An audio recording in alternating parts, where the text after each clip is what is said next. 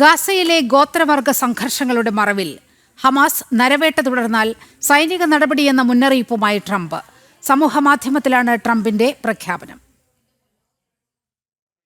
ഗാസയിലെ ഗോത്രവിഭാഗങ്ങൾ ആക്രമണം തുടരുന്ന സാഹചര്യത്തിൽ സംഘർഷം അവസാനിപ്പിക്കാൻ ഹമാസിനോട് ട്രംപ് ആവശ്യപ്പെട്ടിരുന്നു.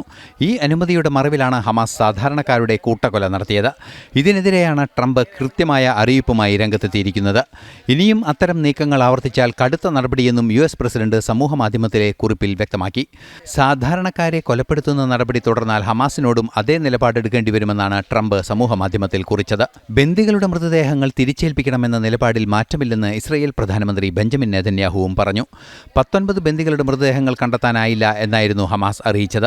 During these 2 years, my wife and I met with their families many times.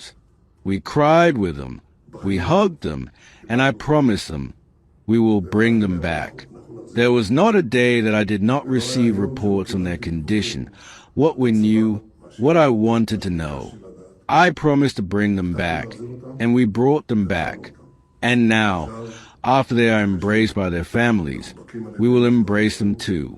I want to thank Al Hirsch, hostage and missing person coordinator. മൃതദേഹങ്ങൾ കണ്ടെത്താനുള്ള സംയുക്ത ശ്രമങ്ങൾ ആരംഭിക്കുമെന്ന് നേരത്തെ ട്രംപ് അറിയിച്ചിരുന്നു.